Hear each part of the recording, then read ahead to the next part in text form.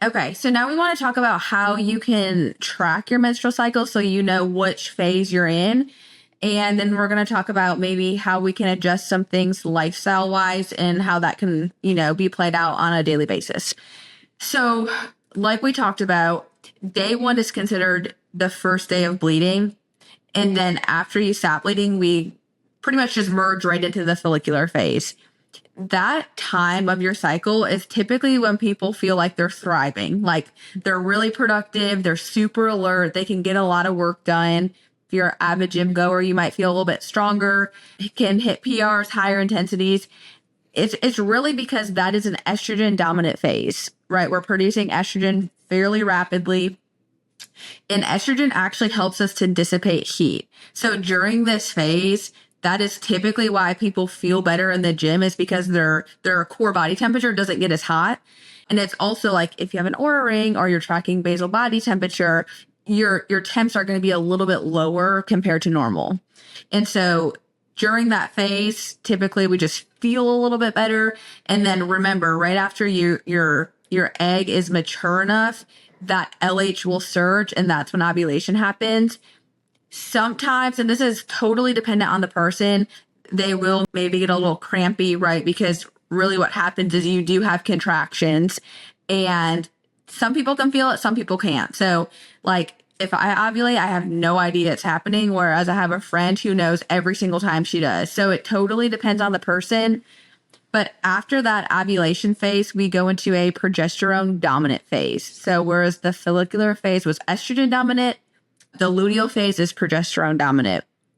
And progesterone is kind of our calming, feel good. You maybe want to just like cuddle up with a book. You feel a little bit, I don't want to say lazy, but maybe more tired, more easily tired. You feel hungrier. So typically that second half of the phase, you might notice your energy shift somewhat. Now, here's the thing. I think people play into these a little bit too much. And so the mind is a very powerful thing. And so if you know after you ovulate that you're probably going to feel a little bit more tired and you're not going to be able to work out as hard, your brain's probably going to make you feel that way even more so than you typically would. So I don't want to say that and then you just go into your next cycle thinking, oh, I'm just not going to work out, or it's going to be super low intensity. I think it's kind of a cop-out, honestly. But if you're noticing changes, that would be why. So if you're not, that's totally fine. But if you are, that could be why. But you will know you ovulate typically by a change in your cervical mucus pattern. That's an indicator that you've ovulated. The second change is that your basal body temperature is elevated by at least 0.3 of a degree for 3 days in a row. And remember, progesterone is what causes this temperature elevation. So that comes in pulses, right, from LH. So if you are noticing like it's not like a straight line upward, that's why, right? It comes in pulses. So body temperature needs to be elevated for at least 3 days in a row. Am I missing one, Ellie? I was thinking about specifically, I wanted to zone in on the different cervical mucus. We don't have to get super into it. But yeah, I just want to say real quick, this is the best way to think about it. As you're like bleeding, obviously you're bleeding. And then when you're coming out of bleeding, most women are going to be dry for a while. Right? And then once you're preparing to ovulate, you'll notice your cervical mucus is going to change. And this is so different for some women, but in general, it's going to go from like, the way they describe it is like more egg white to more like slippery is the way people describe it. And typically different tracking methods, the way that you know you ovulated is like your cervical mucus has started, it's changing, it's getting more like slippery, which is conducive to sperm or keeping sperm alive. And then once that last day of slippery occurs, you know that you likely ovulated the day before or the night before, right? So hopefully you'll go back to dry after that last slippery day, which is typically the ovulation day. And then they say to wait 3 days after your estimated ovulation, just because sperm can survive, I think it's 24 hours. Correct me if I'm wrong there, but survive for up to 24 hours even after ovulation, so that you could still get pregnant. They can live longer. 48. Can live 5 days. Oh, shoot. Yeah, your egg dies within 24 hours. So that's probably what you're thinking of. No, that's your egg. Yeah. Yeah. So once you ovulate, you have 24 hours from that point before your egg essentially dies.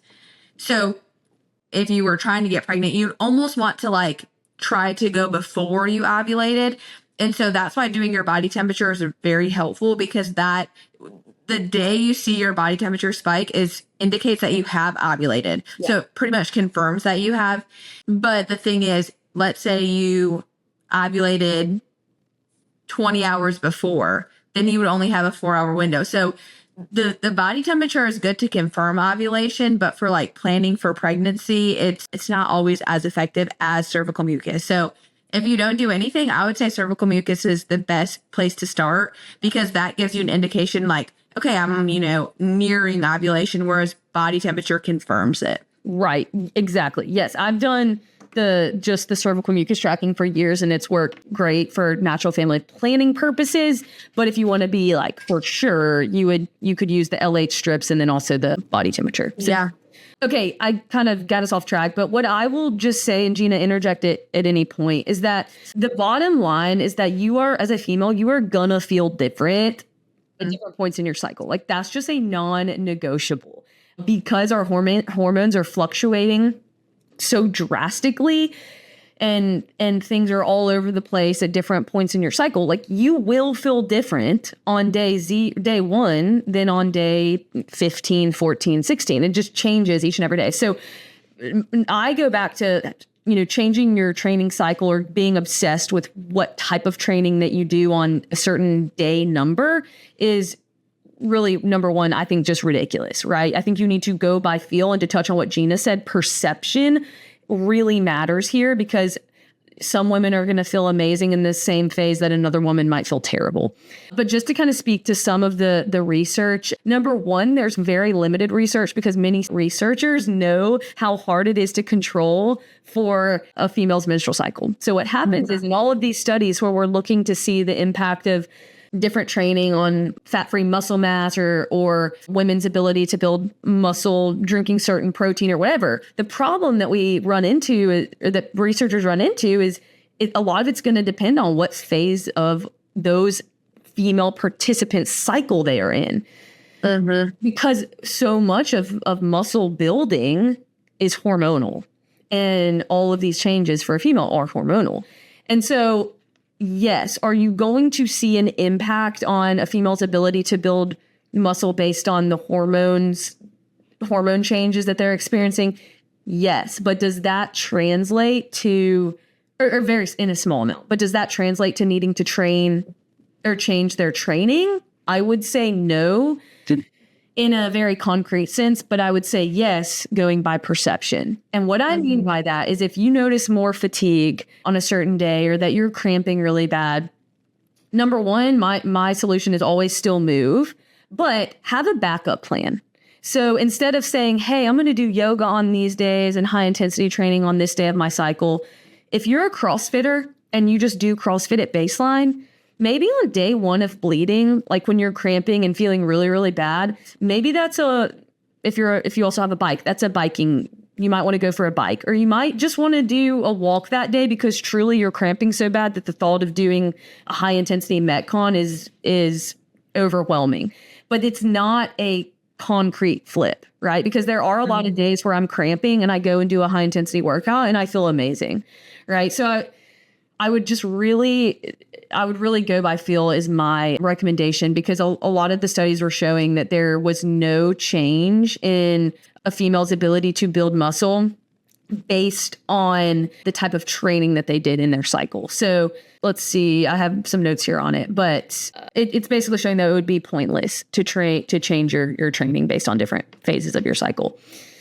Yeah. And like, if you think about it logically, we do this like if we have a few nights of bad sleep and you're just super tired, like you're not going to go kill yourself in the gym. It's the same thing. Like if your symptoms are really bad one day, then just, modify your training to what you need to, still move like you said, but to come in with all these rules and this is what I have to do on day blankety blank, that's exhausting and most times not necessary, because some months may be better or worse than others. And again, like we talked about, your brain's a powerful thing. So if you keep telling yourself, I'm supposed to feel a certain way, sometimes you end up feeling that certain way. Like when you feel sick, oh, I'm sick. You start to feel worse. Like, also, I don't have much empathy. So I'm usually just like, just do it, you know?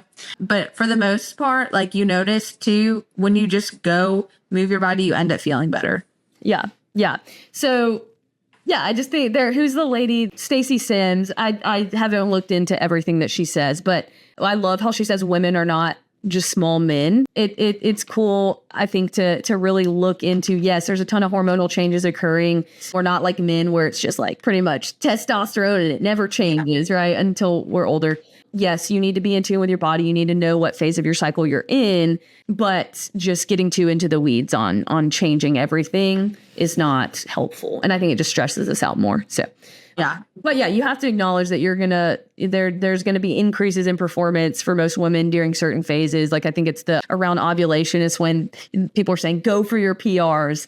And then, in more of the beginning phase of your period and towards once you're about to start bleeding, typically like you're probably not going to feel as great, right? So all of that is out there, but I just wouldn't get too obsessed with